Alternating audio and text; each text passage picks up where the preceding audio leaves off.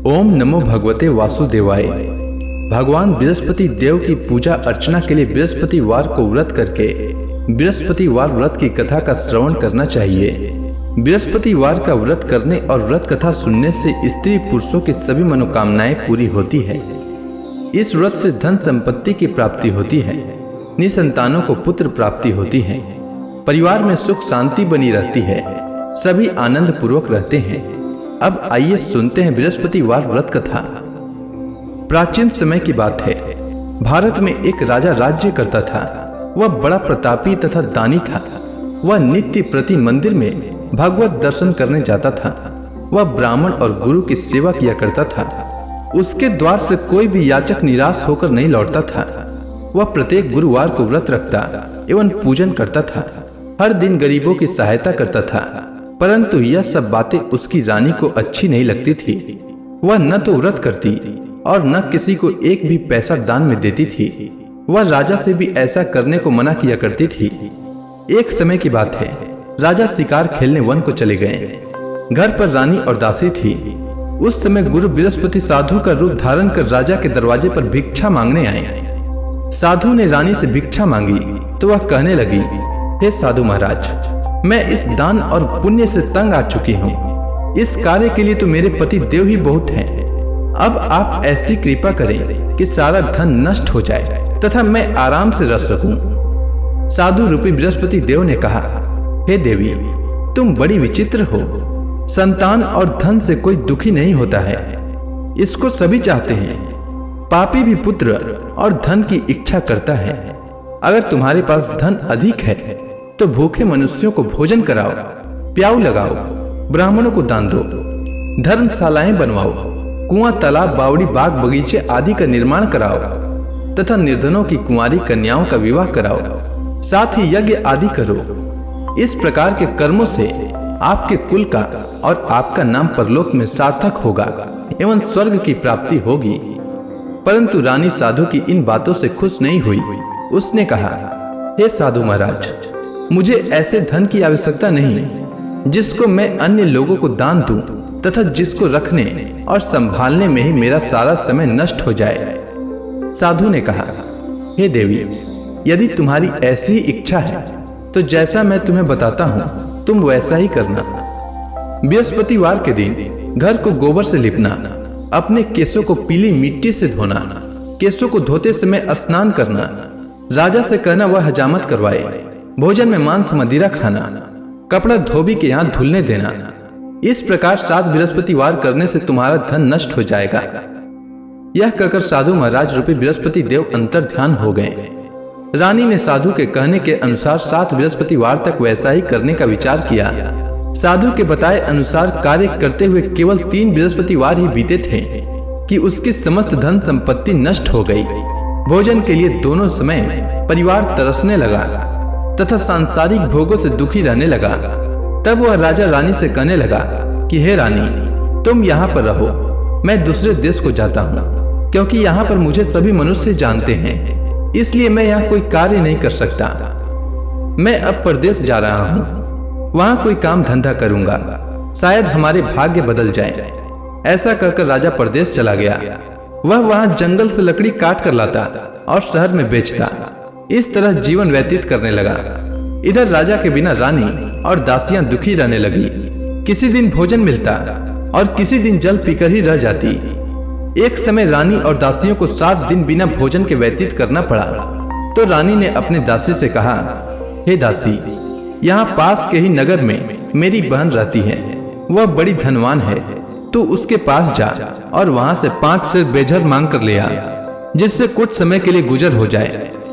दासी रानी की बहन के पास गई। रानी की बहन उस समय पूजा कर रही थी। बृहस्पतिवार का दिन था। दासी ने रानी की बहन से कहा, हे रानी, मुझे आपकी बहन ने भेजा है, मुझे 5 सेर बेझर दे दो। दासी ने यह बात अनेक बार कही, परंतु रानी की बहन ने कोई उत्तर नहीं दिया, क्योंकि वह उस समय बृहस्पतिवार की कथा सुन रही थी। जब दासी को रानी की बहन से कोई उत्तर नहीं मिला तो वह बहुत दुखी हुई। उसे क्रोध भी आया। वह लौटकर रानी से बोली, हे रानी, आपकी बहन बहुत ही धनी स्त्री है। वह छोटे लोगों से बात भी नहीं करती। मैंने उससे कहा तो उसने कोई उत्तर नहीं दिया। मैं वापस चली आई। रानी बोली, हे दासी, इसमें उसका कोई दोष नहीं है। जब बुरे दिन आते हैं तब कोई सहारा नहीं देता। अच्छे बुरे का पता विपत्ति में ही लगता है। जो ईश्वर की इच्छा होगी वही होगा। यह सब हमारे भाग्य का दोष है। उधर रानी की बहन ने सोचा कि मेरी बहन की दासी आई थी, परंतु मैं उससे नहीं बोली। इससे वह बहुत दुखी हुई होगी। अतः कथा सुन और भगवान विष्णु का पूजन समाप्त कर वह अपनी बहन के घर आई और कहने लगी, हे बहन, मैं बृहस्पतिवार का व्रत कर रही थी। तुम्हारी दासी हमारे घर आई थी, परंतु जब तक कथा होती है तब तक हम लोग न उठते हैं और न बोलते हैं, इसलिए मैं नहीं बोली। कहो दासी क्यों आई थी? रानी बोली, बहन, हमारे घर अनाज नहीं था। वैसे तुमसे कोई बात छिपी नहीं है। इस कारण मैंने दासी को तुम्हारे पास 5 सेर भेजर लेने के लिए भेजा था। रानी की बहन बोली, बहन देखो, बृहस्पति भगवान सबकी मनोकामना पूर्ण करते हैं। देखो, शायद तुम्हारे घर में अनाज रखा हो। यह सुनकर दासी घर के अंदर गई तो वहां उसे एक घड़ा बेझर का भरा मिल गया। उसे बड़ी हैरानी हुई क्योंकि उसने एक एक बर्तन देख लिया था। उसने बाहर आकर रानी को बताया। दासी अपनी रानी से कहने लगी, हे रानी, देखो, वैसे हमको जब अन्न नहीं मिलता तो हम रोज ही व्रत करते हैं। अगर इनसे व्रत की विधि और कथा पूछ ली जाए तो उसे हम भी किया करेंगे।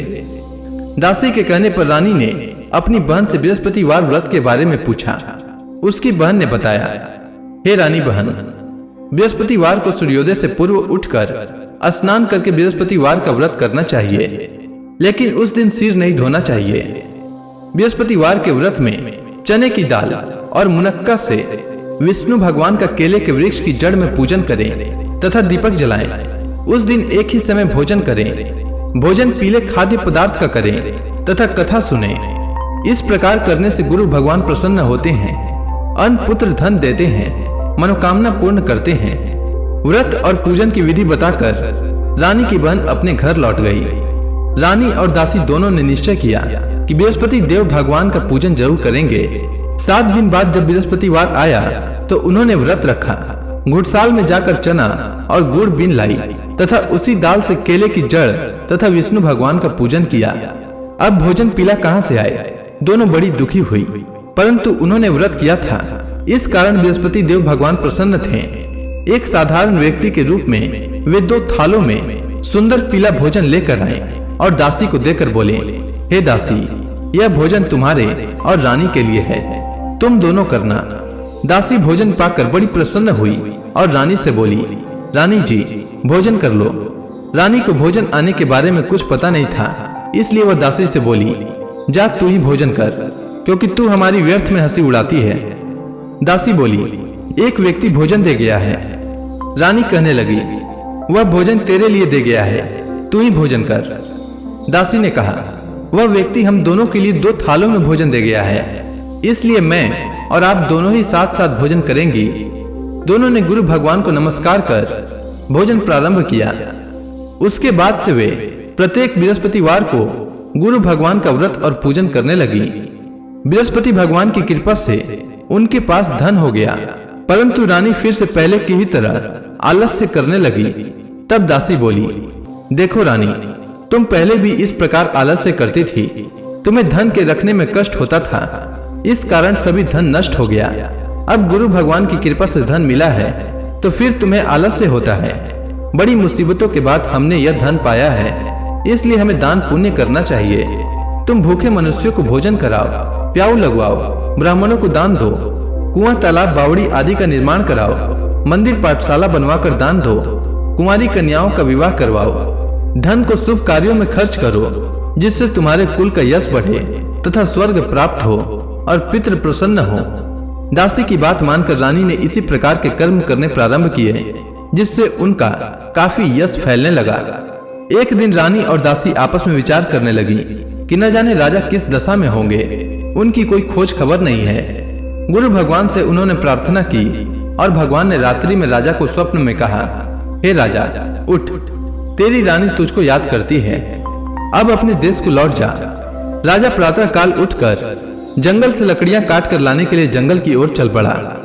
जंगल से गुजरते ही वह सोचने लगा, रानी की गलती से उसे कितने दुख भोगने पड़े। राजपाट छोड़कर उसे जंगल में आकर रहना पड़ा। जंगल से लकड़ियां काटकर उन्हें बेचकर गुजारा करना पड़ा। उसी समय उस जंगल में बृहस्पति देव एक साधु का रूप धारण कर आए और राजा के पास आकर बोले, हे लकड़हारे, तुम इस सुनसान जंगल में किस चिंता में बैठे हो, मुझे बतलाओ। यह सुनकर राजा के नेत्रों में जल भर आया और साधु की वंदना कर बोले, हे प्रभु, आप सब कुछ जानने वाले हैं। इतना कहकर राजा ने साधु को अपनी संपूर्ण कहानी सुना दी। महात्मा दयालु होते हैं।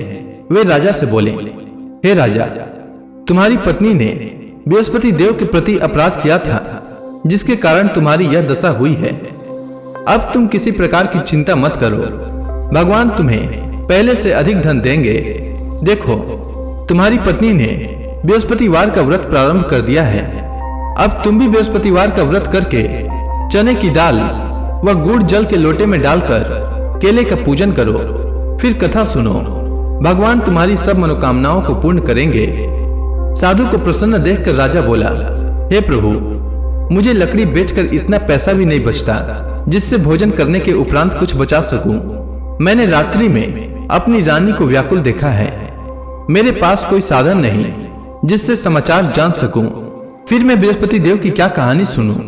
मुझको तो कुछ भी मालूम नहीं है। साधु ने कहा, हे राजा, तुम किसी बात की चिंता मत करो। बृहस्पतिवार के दिन तुम रोजाना की तरह लकड़ियां लेकर शहर में जाओ।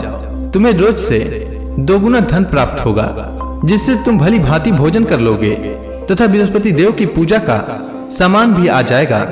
इसके बाद राजा ने साधु के कहे अनुसार बृहस्पतिवार का व्रत किया। बृहस्पतिवार का व्रत करने से राजा के दिन सुधर गए। इसके बाद वह अपनी रानी के पास गया और फिर दोनों आनंद से जीवन यापन करने लगे।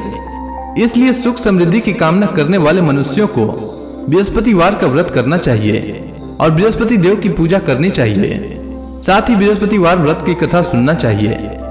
तो प्रेम से बोलिए विष्णु भगवान की जय, बृहस्पति देव की जय, समस्त देवी देवताओं की जय।